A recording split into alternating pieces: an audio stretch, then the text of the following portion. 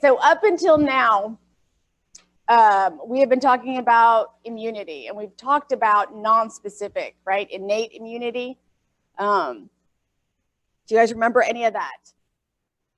Do you have any questions on that? No? I'm struggling here, okay? Because if I use the glasses, I can't see you. If I don't wear the glasses, I can't see anything else. So I'm going to be that professor that does this. I'm sorry. Okay, so innate immunity was that immunity that we were born with. It was nonspecific. It protected us either mechanically, like a physical barrier or a mechanical movement, excuse me, or chemically by certain, lysozymes or high acidity, something in our body that's naturally there that prevents or inhibits microbes, right? Okay, so now we're going to go into that lovely part of specific immunity. And specific immunity is our part of the immune system that launches a very specific attack because of exposure to a very specific antigen. Okay, and we're going to break it down into all sorts of pieces. But let's go first with our definitions. Make sure that we understand what color do we want today. Green? Wow, both of you said green. Okay. All right, so we're talking about our adaptive immunity. It is specific, and it is our third line of defense. What was the first line of defense? The outside stuff. What was the second line? The inside stuff, right? If it got inside, what do we have to defend it with?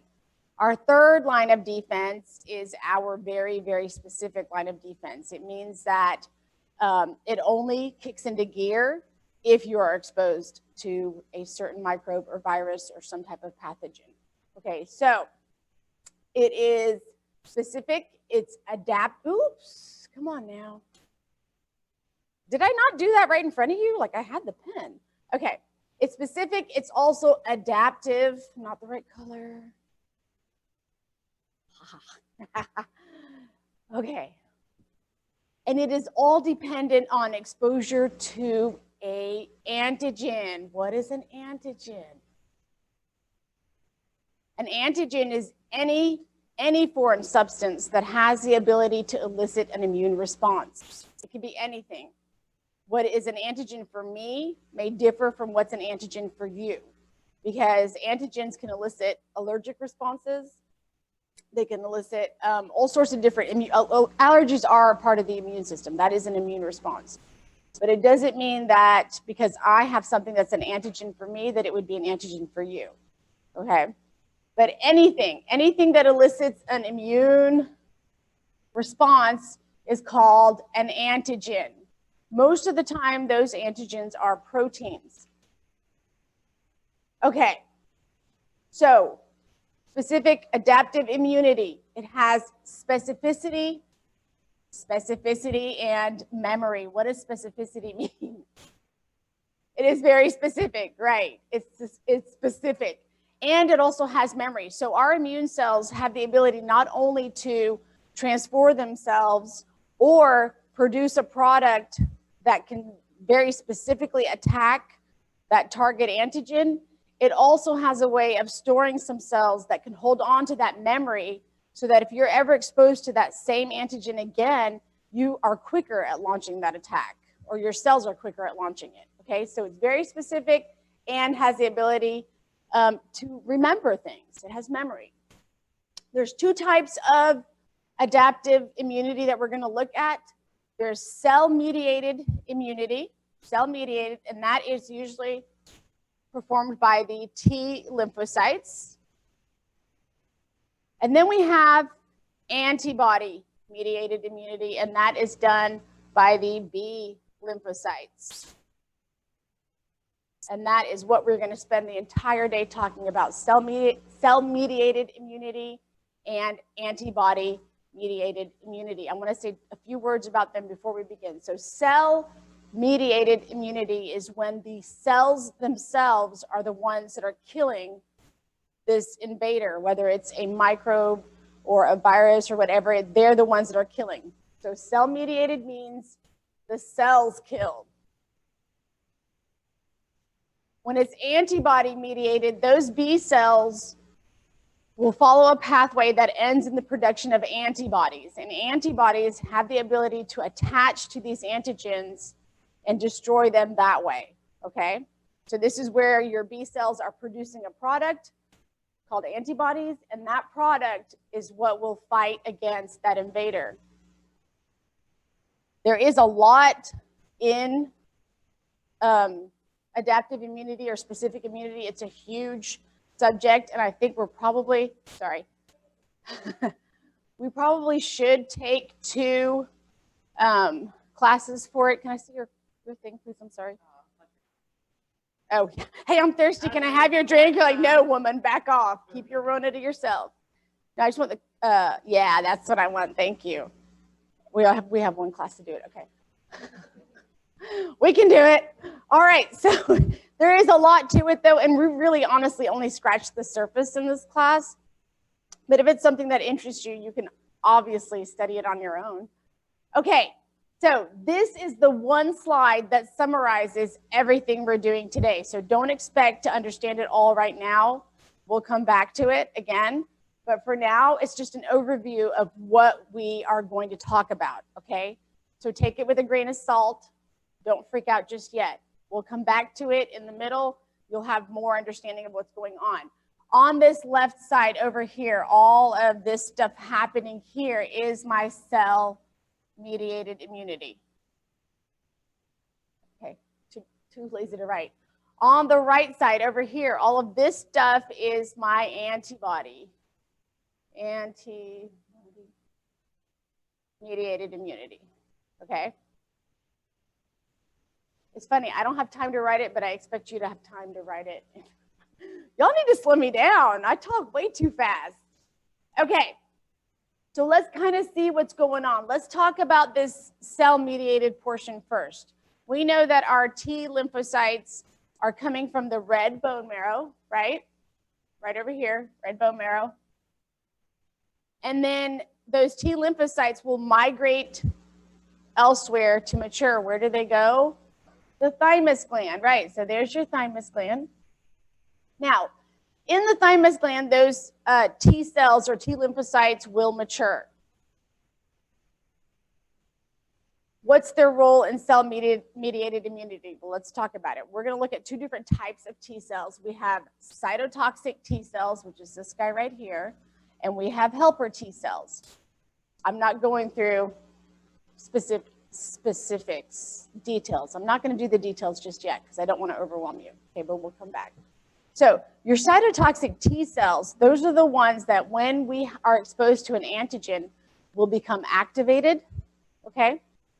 And look, they become active cytotoxic T cells. That word, cytotoxic, what do you think that means? For cells, right? Cyto is cell, toxic is toxic.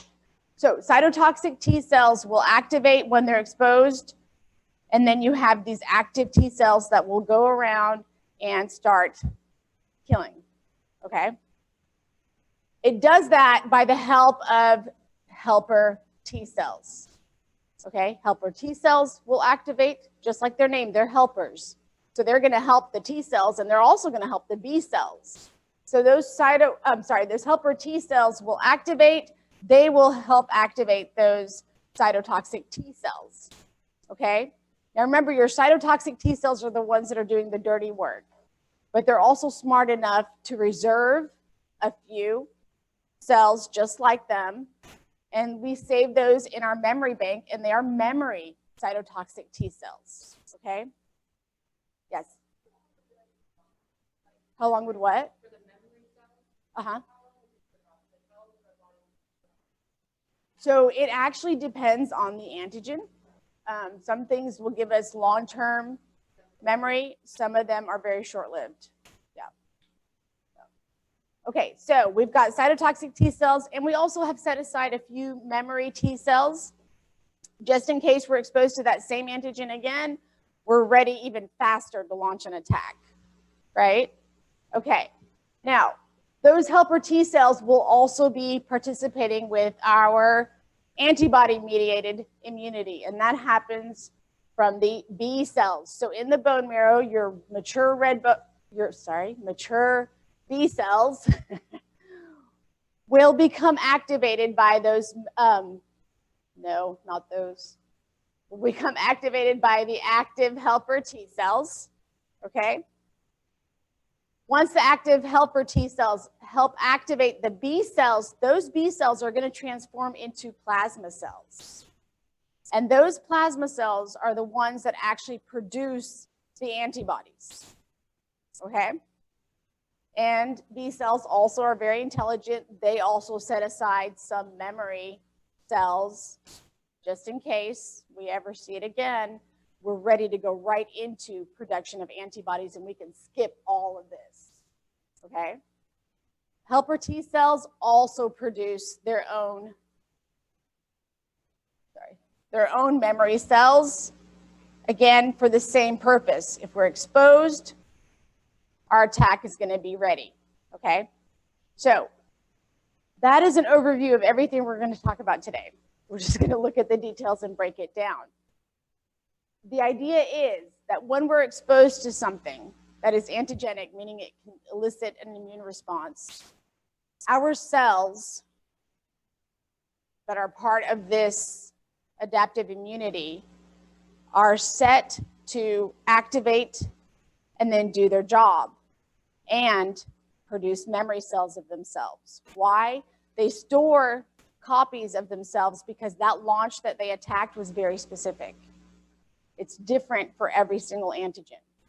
So because it was specific and they had to go in and custom make a cell or an antibody that can attack it, they want to hold on to that recipe so that the next time we see it, we don't have to figure out what the recipe is. We already have it in our bank and we can just go right to doing our job, okay? Cool. That is the whole idea behind things like immunizations, right? Or if you know, at like 12 years old, you have to go take boosters and stuff. Yeah, the reason we take those boosters is because those memory cells have started to die off and we need to revamp it up. It's also the reason that you can be exposed to an antigen for the first time, right?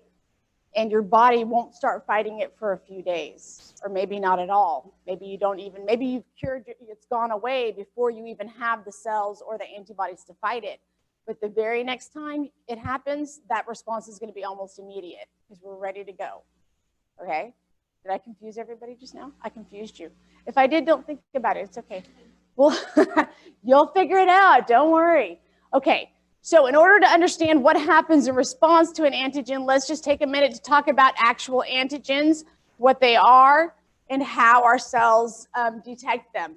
So antigens, again, anything that can elicit an immune response, that is what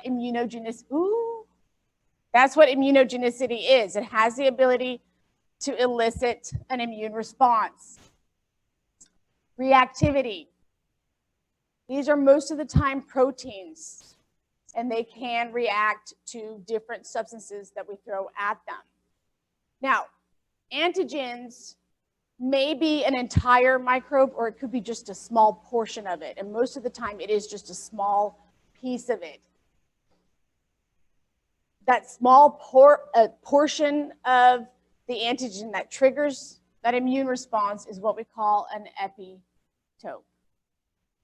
And I just want to remind you, it's not on here, but most of the time an antigen or an epitope, both of those, they are all proteins, okay? What are you talking about, woman? We're so confused now, okay? Let's talk about it. I know. Let's go to this picture. Okay, look. So here's an antigen, right? On the surface of this cell, that part that actually makes you react or allergic or makes you sick could be the tiniest little protein sitting on the surface. These are all epitopes. That's how tiny we're talking about. It doesn't take much. If something is antigenic, you don't need a lot of it to respond to it, okay? That's why we can immunize you or protect you from something with a little tiny shot, because all we've done is isolate these epitopes, and we're now injecting it into you so that you get this subclinical infection. Your body launches an attack, and now when you get the real thing in huge amounts, you'll be ready to go. Okay. Any questions on the idea of an antigen and that an epitope is just a tiny little part of an antigen, and that's what elicits that response? Okay, we're confused. We're all writing. I'll wait. It's okay. Y'all, if you know that an antigen is anything that can elicit an immune response, you'll be fine, okay?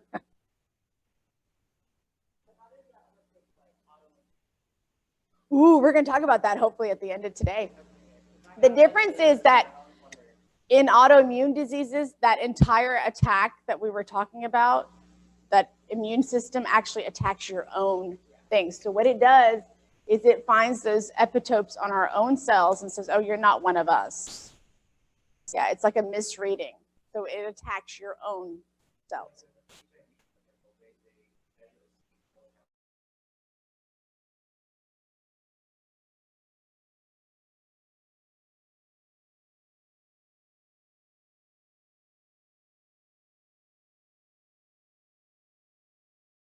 Virus itself. It doesn't become AIDS until your T cell count drops below a certain level.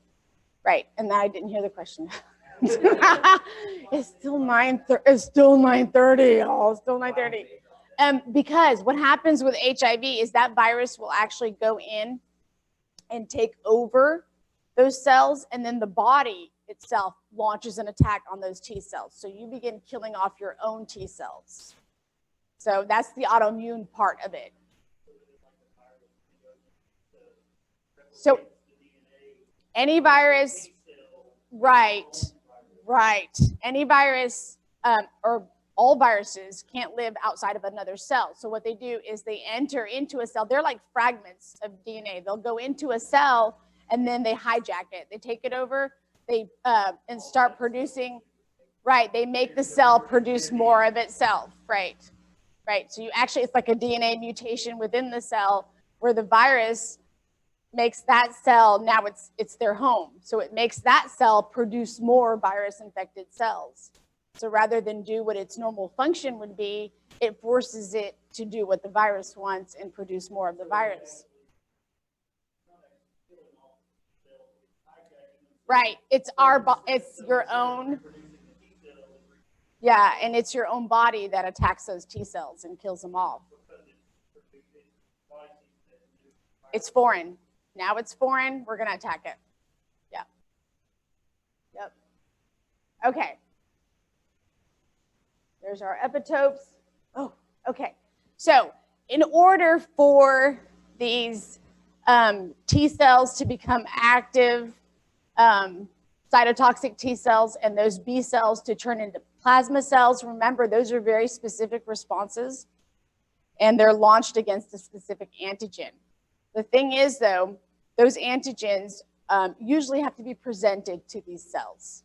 They don't do the dirty work themselves. Somebody else has to come in and figure out who the bad guy is and then say, okay, this is it. This is who you need to attack. Okay, so we call that process antigen presenting. Let's see.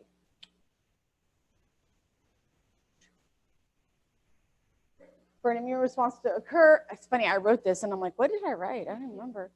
B cells and T cells must recognition, that's the most important part, recognize that foreign antigen, okay, before they can do anything, right? Because remember, this is very specific. So it's like you're in a big group of people and we know there's a killer, and we have to find out who it is before we can launch an attack. Okay, so B cells can recognize and bind to antigens in the lymph, because remember, where does lymph go? It goes to those lymph nodes. Lymph nodes, that first passage are those lymphatic nodules full of B cells, right? Lots and lots of B cells in those nodules. And in those nodules is where they can actually begin to clone themselves because they've identified that antigen. And then T cells can only recognize fragments of antigenic proteins that are processed and presented. Okay, so those are the ones where you're going to have to narrow it down, give me an exact name, a description, and then bring it to me. See, I'm pacing myself for T. I'm finally recognizing that you guys are feverishly trying to write, and I'll let you have that time.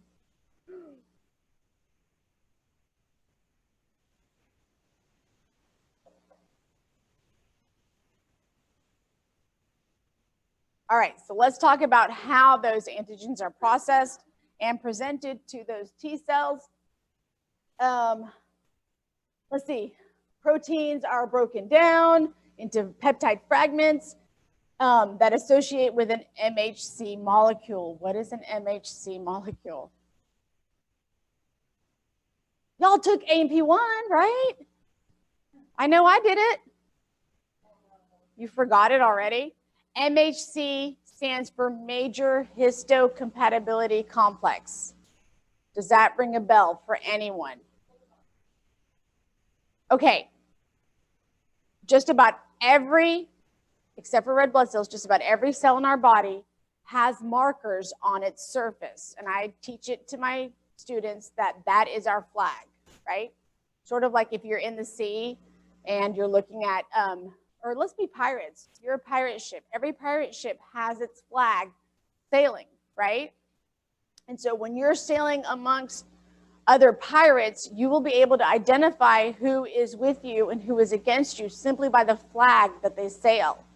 That's what MHCs are. They're major histocompatibility complexes. They are proteins on the surface of these cells, and those proteins are meant to identify those cells as self. It is simply a way of our cells of our body saying, hey, we are one of you. We're not foreigners. We don't need to be killed off. And MHCs play a huge role when it comes to things like grafting and transplanting tissues, because if you can't match those, you're going to get a rejection, or you're likely to have a rejection because the host will recognize it as foreign tissue. Right? So that's how we figure out, like, okay, you can have her kidney or you can't because your MHCs match. If they don't match, the likelihood of a rejection is super high. Okay, so just know that there are markers on the surface of our cells that identify them, and those markers are proteins. So what happens with antigen processing is there are cells that are called antigen processing cells. That is their job, is to take a antigen out of the bad guy, out of the pathogen, and then it sticks it up on top of its flag on the outside.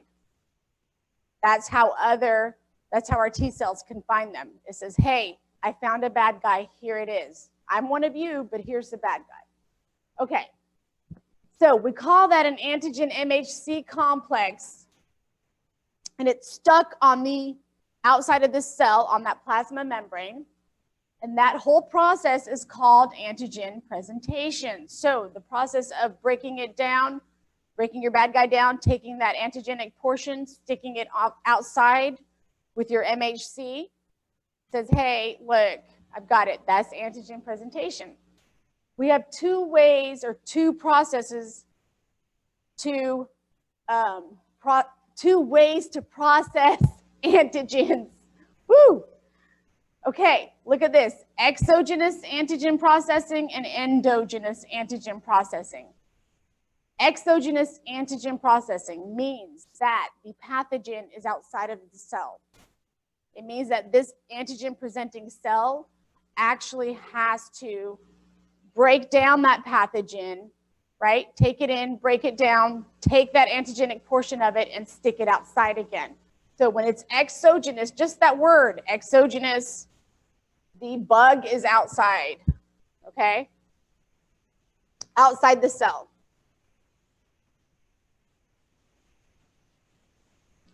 When it's endogenous antigen, that pathogen is already inside of the cell. Means it's an infected cell, okay? So now I'm a cell that has been attacked by a pathogen. It has breached my walls. It's inside with me. So now I have to kill it as it's trying to attack me and break it down and take that antigenic portion and post it outside with my MHCs so everybody else knows what's going on inside of my walls. Okay? So exogenous, it's outside. Endogenous, it's already on the inside. We don't have to find it and take it in. It's already there. So let's look at how that happens. So this is, and all of this is happening in our antigen presenting cells, which are APCs. Okay? I just want you to know that. So when you see APC, you're like, what is an APC? It's an antigen presenting cell. There are several cells whose job is to present antigens, among other things. And most of those cells are things like macrophages or some type of phagocyte that has the ability to eat another cell. So what's going on here? In blue, that is the cell. That's my antigen presenting cell, okay? Yes? Is that blue or am I wrong? Yeah, that's like a teal blue. Right here,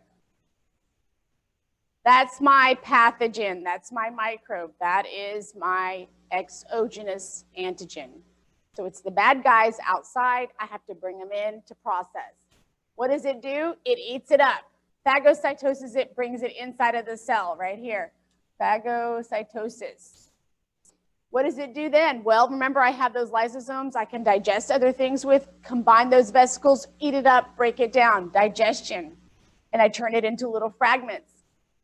Then I'm going to, as I'm creating my MHC2 molecules, I'm going to combine, I missed something. Oh, here I'm synthesizing my MHC2 molecules. I'm going to combine them by putting them in a vesicle and then putting my antigens in a vesicle, put the two together, right? So I have now my MHC molecules, which I'm already making anyways. I add my MHCs to the antigen that I isolated from the bug that I killed and broke down. So now I have an MHC, which is a normal thing, with an added antigen that I've discovered. Yes? Okay, now I can send that to the surface and post it outside with my flag. Make sense? Yeah. Right. It's not letting it go. It attached it to its own flag post and stuck it outside. So if there was nothing going on here, if there was no infection, there's no invader, this cell would still be producing those MHC molecules. That's a normal process. MHC molecules are always being produced and posted outside. The difference is you just wouldn't see this extra antigen.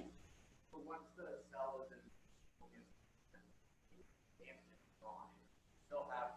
it would still have the MHCs. Yes. Okay. Right. I was thinking of it more like right. No. So our cells are always, they're either way, whether there is any infection or invasion or not, they are producing MHCs and they're putting it up outside. Yeah. Remember, all the cells will have that marker. It's just like flying your home flag.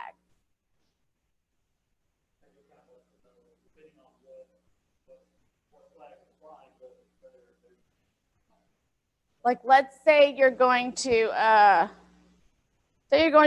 football game and you're tailgating, right? And everybody has their banners up, they're wearing the hoodies or whatever for the team.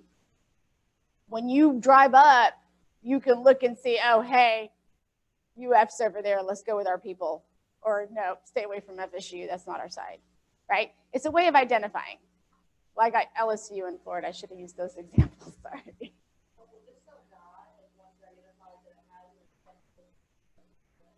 No, not necessarily. No, because look, it actually managed to break it down, so it's already killed the microbe. Yeah. Okay, so that is how you process, or how our antigen-presenting cells process exogenous antigens, meaning that bug or microbe or bad guy is outside of the cell. Let's talk about what happens when the bug is already inside. So now I've already been hijacked. I'm faced with a pathogen inside my cell walls. And I need to process it and present it so that everybody else can start defending us. This is the cell that will probably die. If it doesn't manage to break it down and process it, it'll die. Okay, so we have the bug is right here. It's already inside our wall. We don't have to eat anything. So then once we're there, we just go ahead and do the same thing we did before. We're going to break it down, right? And then combine that antigen that we have isolated with our MHCs. And then we're going to send it out and post it on the outside. Now, the difference is that this was an MHC class 1. And when it was exogenous, it was an MHC class 2. They're just different classifications. It's maybe one's more simplified. Notice here was a class 2. It's an MHC class 2 molecule, right? Over here, it's presented on an MHC class 1. Not that big of a deal, I promise you. If you remember MHC, I'll be really happy. Okay. Just saying. Okay, but that's how, so now these cells have either been attacked and have a microbe within their walls and have to process it and present an antigen, or they have come across one as they're moving through. They eat it, eat the bug, process it, and present the antigen. But the end result is that we have an antigen that has been isolated and presented. Yes? How does the antigen get inside that it doesn't just form inside? Wait, say that again. On which one? The exogenous? So with the endogenous, this is going to be something that's infecting the cell. That bad guy, that bug, that virus went into this cell thinking, I'm taking this over and I'm going to make you produce my DNA. Yes, right. So this one was already hijacked, but this cell was able to overcome it and kill it, which is why I told her, or I said in the beginning, this is the cell that could die, because if it can't take it over, then that bug is going to take it over. Someone's got to win in this one, but it could be either one, right? Whereas when it is exogenous, this is a cell that was fine, that was traveling along and said, oh, you don't have the right markers. Come on in. Yeah, you're going to jail, right? Right. This cell has not been hijacked. This one is perfectly fine. It found it. Whereas here, it was just faced with it. You had no other choice. It's already inside. So if you want to think of them as macrophages, okay, dudes that are just walking around ready to eat stuff. Okay. So, yeah, we're not going to focus on this too much. I just want you to know that we think of cytokines as like the gravy or the sauce, right? It kind of helps everything along. Okay, and there are several different types of cytokines. They're little tiny hormones that are going to stimulate or inhibit all of these functions. So, and that's probably all I need you to know, but I'm just going to go through a few of them so you can maybe recognize the names. I don't want you to focus too much on this. I just want you to understand that cytokines are a way that we regulate this white blood cell activity through our own internal hormones. It either makes something really tasty and useful, or it prevents something from happening. We have things like interleukin-1, which is produced by macrophages, and that's what helps those T cells, or those helper T cells, divide and increase in number when they're needed.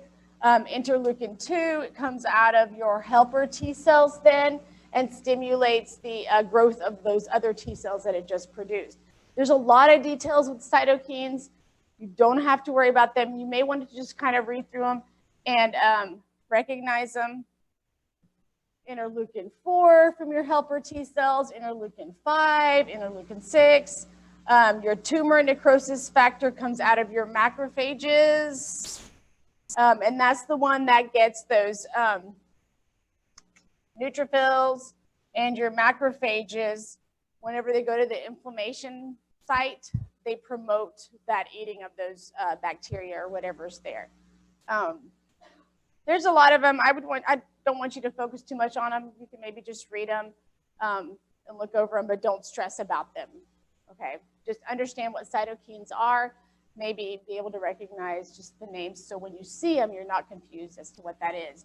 So what about interferons? We've already talked about these. Those are produced by virus-infected cells, and they inhibit viral replication. That may be the most important one because we've talked about it twice now, right? And then you have your macrophage migration inhibiting. Migration inhibiting, that's the stuff that once macrophages are at a site, it keeps them from leaving. Like, hey, no, dude, we need you. Stay here. You can't go anywhere. Okay. I'll let you guys write some.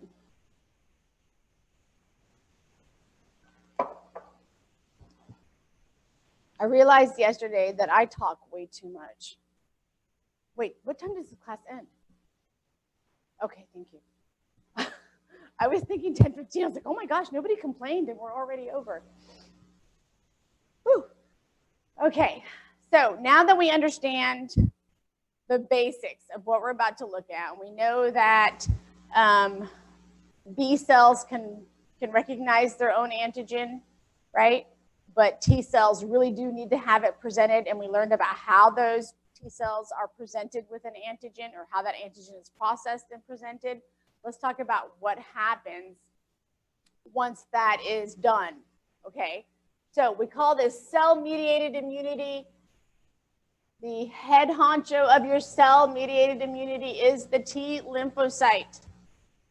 So once you have an antigen that's recognized and it's bound to that MHC and it's out there, we will have T cells proliferating and differentiating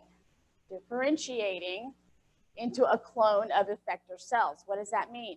It means once I've identified my bad guy, then those T cells can be like, okay, I know exactly which one of us can fight this guy. And we line everybody up. We pick the dude or the girl that can fight this particular bad guy.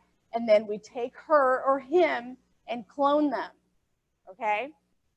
Because just like there's, 20 different personalities in this room, this could be a room of T cells. And one of us will be better suited to fight this antigen. And the one that is the one that we're going to clone, okay? So that's what happens with your cell-mediated immunity. You clone that T cell that's working, you take that personality or that person, copy it over and over and over, make a whole bunch of them, and then you send them out to kill that antigen. Make sense? It's super cool when we start cloning humans. I think we're already there. I wake up every day, I'm like, man, I wish I had a clone. I would totally stay in bed and send my clone out. Okay. So look, activation. This right here is my antigen presenting cell. That is the cell that ate that microbe, broke it down, took that little antigen and stuck it outside on that MHC complex. Look, it's actually right here. See it? Okay, so that's my antigen presenting cell. This right here is my helper T cell. That's my coordinator. But right now it's inactive. Why is it inactive? Because there are no antigens it's trying to fight. Okay, so that helper T cell has a receptor on that surface, on the cell surface. When your antigen presenting cell goes to the T helper cell and says, hey, you got to start working. We found something. And here it is, right? Those receptors will bind. That inactive helper T cell is now an activated helper T cell. It now has a job, okay? So what does it do?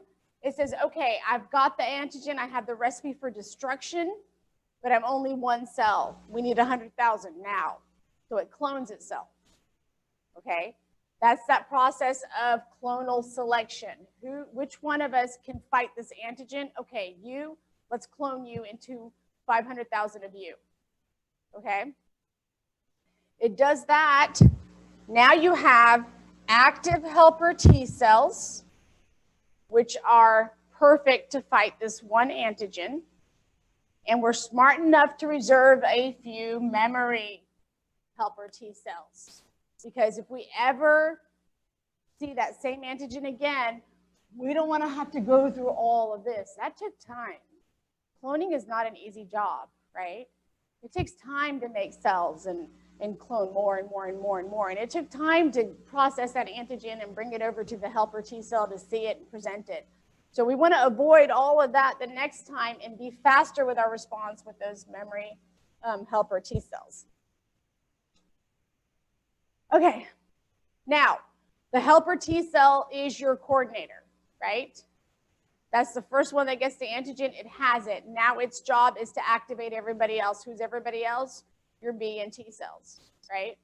So it goes to your T cells. Oh, no, this is showing my infected body cell. Well, it should go to your T cell and activate it.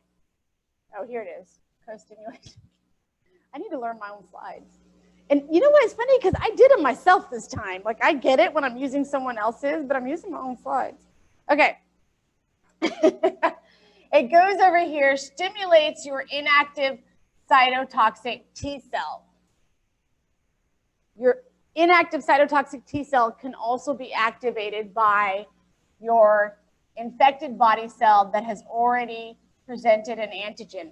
How did that happen? That was your endogenous presentation or processing.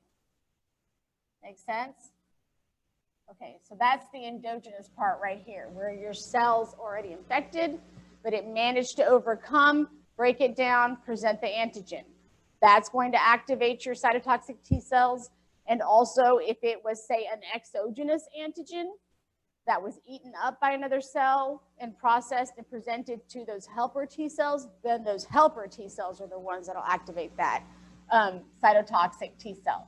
So now you have an activated cytotoxic T cell, okay? Somebody went over there, knocked on the manager's door and said, dude, wake up. We need help, okay? What does it do? It does the same thing. It proliferates, goes through clonal selection. Okay, we have a problem. Which one of you has the recipe to solve it? All right, let's take you, let's clone you. Let's make 500,000 of you. Get out there. Now you're active cytotoxic T cells. You're gonna go you're gonna go attack any of the cells that have this antigen in them, okay? And we're also gonna set aside some memory cytotoxic T cells just in case. So we can bypass all of the other stuff next time. What do cytotoxic T cells do?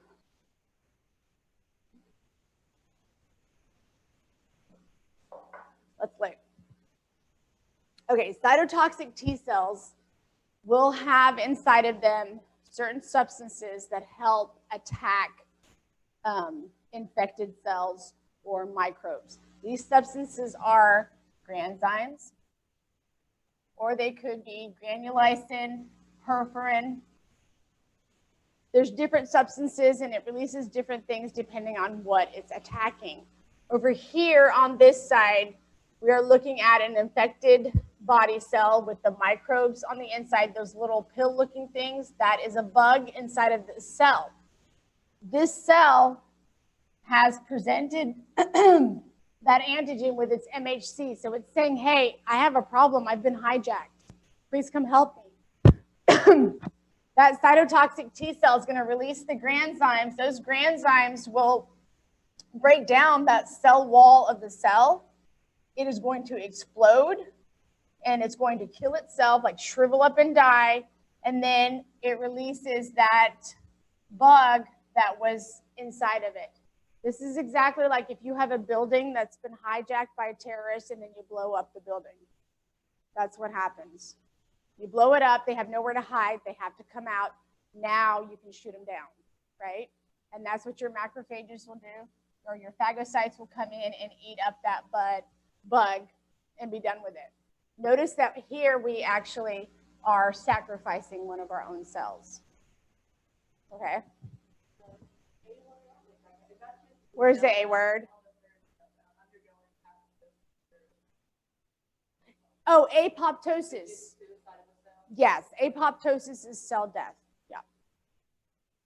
The A word. I was like, where's an A word? I don't see an A anywhere. Okay, another way that those activated cytotoxic T cells can do their job is by secreting granulysin or perforin. Granulysin is going to break down. Perforin is actually going to put holes. It actually puts holes in that cell membrane, right? Makes it, it compromises the cell membrane. And then again, your cell is going to go under, it's actually going under cytolysis. So instead of degenerating and dying, it's going to break down everything in here. So perforin is going to poke your holes. Your granulysin is going to go in and granulize everything or break it all down, the cell and the microbe, all of it. It's all disintegrating. So the first one, they turn off, kill everything once they can leave. Exactly. The second one, it's like pouring acid on it. Yeah, yeah, right. And honestly, there's the two sides, no difference. Like there's not, you don't have to label this something or learn that that's something and that's something else. No, these are just different ways that those cytotoxic T cells get the job done. Okay? But you don't have to, don't think like you have to go in here and know exactly what all this is. No. Yes, just know that this is how it can do it. Just know that activated cytotoxic T cells can attack an infected cell by either secreting granzymes, granulysin, perforin. The end result is the cell dies and you beat the microbe, whether it's eaten up by a phagocyte or it's disintegrated in place. Okay. We okay so far?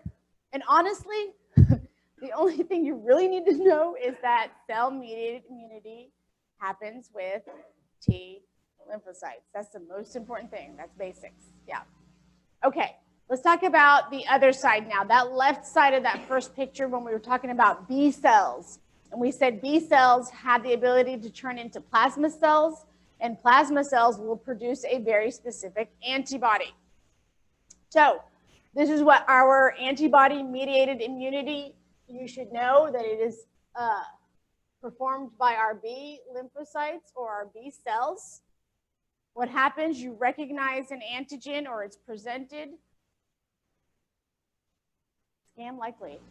Your helper T cells will stimulate those B cells. Those B cells will become clones and proliferate and increase in number, turn into plasma cells. Those plasma cells will produce antibodies. Those antibodies will combine with that antigen, and then you end up destroying your bad guy. But we are going to take some details into that. We're not going to leave it like that.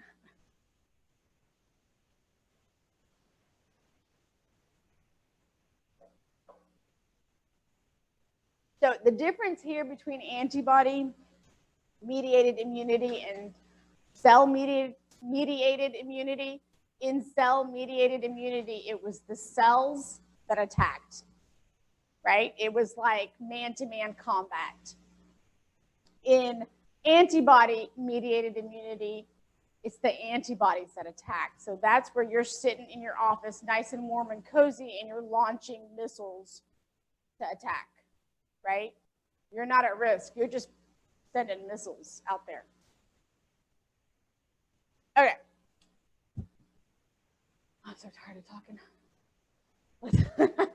All right, so here we go. Activation clonal selection. You have your B cells. This is an inactive B cell. All inactive B cells do have receptors on their surface. Why? Because those receptors can detect when we are under attack by a bug. Okay. They can also be presented an antigen by a helper T cell. So whether it finds it itself, and this right here, what's happening here where it just comes into contact with a microbe, that's what's happening in your lymph nodes. So you got B cells chilling out in the lymphatic nodule just below that capsule, right? You have lymph coming in. If that lymph contains a microbe, the B cells that are sitting there will recognize that, and that will activate them. If not, let's say that bug doesn't come through your lymph, but your helper T cells have been presented with an antigen and activated, they will come activate the B cells. Okay, so now you have activated B cells. Activated B cells, whether they are recognizing an unprocessed antigen or a processed antigen, that means did it come from the bug itself? Did the B cells sit in the lymph node and have the bug come to it? Or did the T helper cell bring the bug to the B cell? Make sense? Okay, so it doesn't matter which way it got this antigen. Once it has it and it's activated, it is going to begin clonal selection. So now we are forming all of these clones of the B cell, but those are plasma cells now, okay? Because plasma cells have the ability to produce antibodies. And that's what these little red Ys are. And at the same time, they are also smart enough to, one time I'm going to answer one of these calls and be like, talk to my class that you just interrupted. Not only are these plasma cells producing antibodies, it is smart enough to set aside some memory cells. Because guess what? The next time we see the same antigen, we can skip all of this. And these memory cells will immediately become active and start producing antibodies right away. Yeah.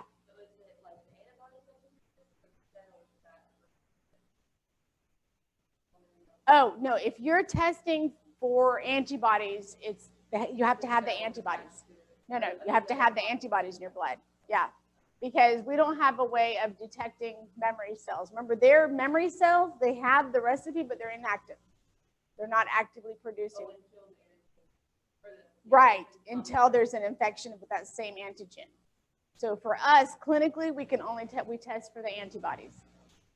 Now, when we give you a vaccine, we're giving you the antigen. Yeah, we're giving you the antigen. Okay. Any other questions on this? No? All right. Let's talk about those antibodies. What is an antibody? What does it do? How does it protect us? This is a super confusing picture, isn't it? That's okay. The whole point is that antibodies are huge proteins, right? This one here happens to be an IgG. We are going to look at different antibodies because there's several of them, and there's just a few things you need to know about them. But as far as the structure, you don't have to have this memorized.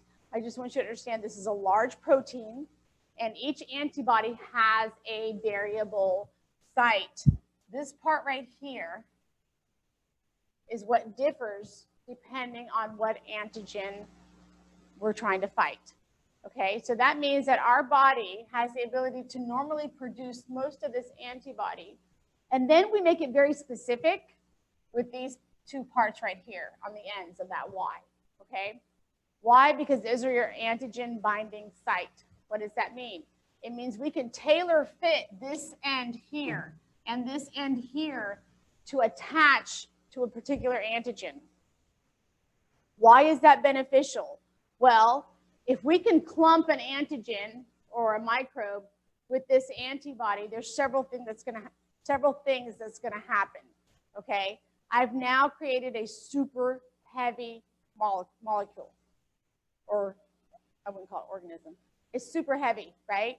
So if this antibody can grab on to an antigen, and that antigen will be part of a microbe, they're going to sink, right? Or they're going to slow it down really, really slow. That gives those macrophages and those cells whose job is to eat these things a much better chance at eating them. So it's either going to paralyze it by making it really heavy and sink down, or it's going to make it slow down enough that somebody can come eat it. Yes. Yes. Yeah. Yeah. Each one, like you'll have a bug over here, you'll have a bug over there. Each one will attach. It's like really heavy, heavy product. Okay. Now, what you need to know about these antigens. We have immunoglobulin G, immunoglobulin A, M, D, and E.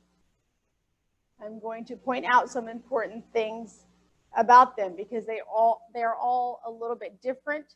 They all come out in different times and do different things. Immunoglobulin G. This is your common run-of-the-mill antibody, right? It's your standard edition antibody. It is the most abundant. It's found in all of our fluids, blood, lymph, intestines, everywhere. It protects from bacteria, viruses. Look, enhances phagocytosis. They all do that. Neutralizes toxins, triggers a complement system. That's just in general. What I want you to know, it is most abundant, right? Right here, super important, the only class of antibody to cross the placenta going from a mother to a child. That is the most important thing about immunoglobulin G. So not only is it the most common one, it also is the only one that has the ability to go from a pregnant mother's blood to a child in her uterus. I don't even know how I was trying to say that. Y'all get what I mean, right? That means if the mother has those immunoglobulins, she can offer that protection to her unborn child by passing immunoglobulin G. Yes?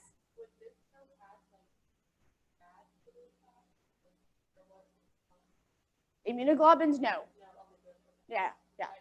Remember, these are just proteins that are they swim around in your blood, and if they come across this antigen, they're gonna bind to it, and then they're gonna call over the other guys that need to come eat it. Yeah.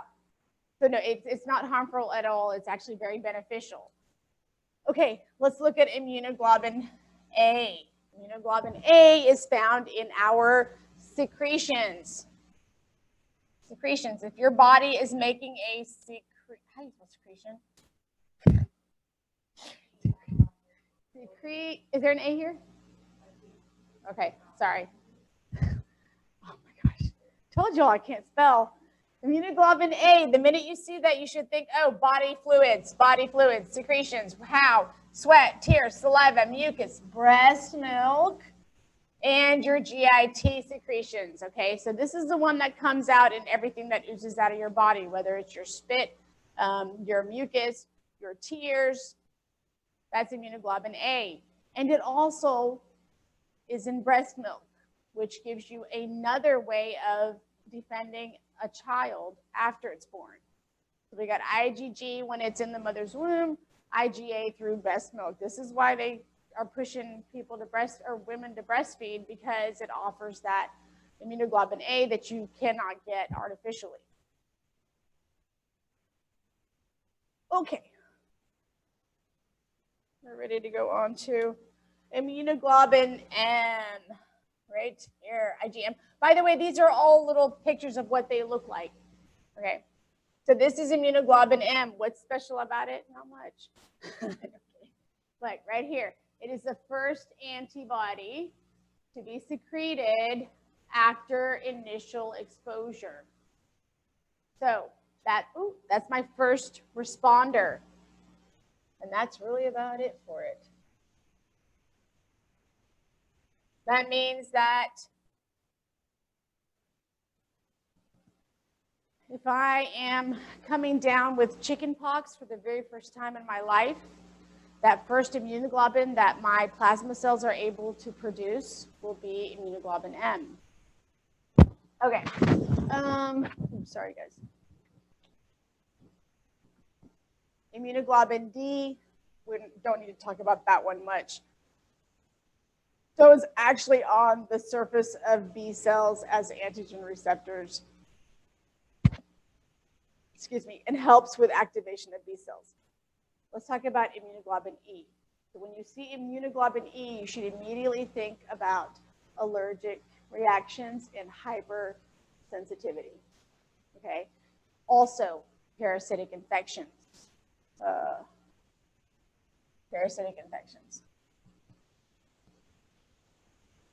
So when you are looking over these, you should be able to think about it and be like, okay, so immunoglobulin G, what was special about it?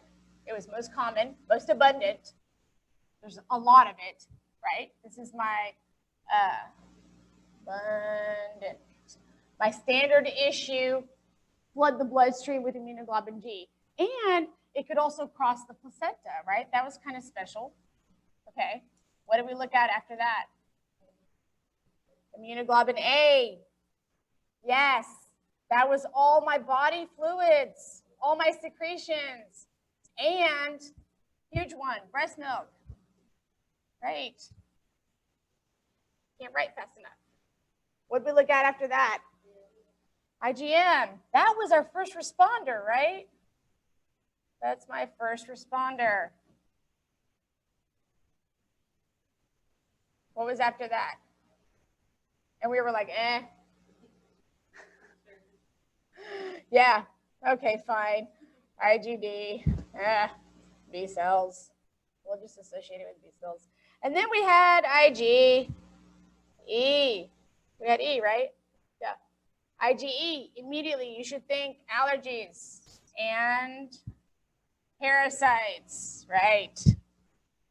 Okay, why is it important to understand when what these do or where these do? Well, here's a cool thing. If I do a blood test on you and I check for antibodies and I find that you have huge amounts of immunoglobulin E, I'm going to come back and tell you, hey, you're having some type of allergic reaction. So all of the stuff that you're feeling is probably due to a hypersensitivity. So let's sit down and figure out what you're hypersensitive to, right? If I do it and I end up with a whole bunch of IgM, right? I'm going to be like, okay, you are within the first few days of an infection. Let's find out quickly what you got. If I end up with a lot of IgG, okay, you are either vaccinated or these are long-term antibodies. There's something you're immune to now, and this is what it is, okay? All right. Antibodies are so cool. Okay, we're gonna take a second and look at this because this is the one that we've already talked about, complement. You don't have to memorize these numbers. I just wanted to give you a little picture to explain what we were talking about with that with that membrane attack complex, right? So, and the following slides I think are all just things that are kind of helpful that help out with this antibody-mediated immunity. And we had talked about the complement system. I told you there's a whole bunch of these proteins called complements. They all are called complement, 3, complement 6, complement 7.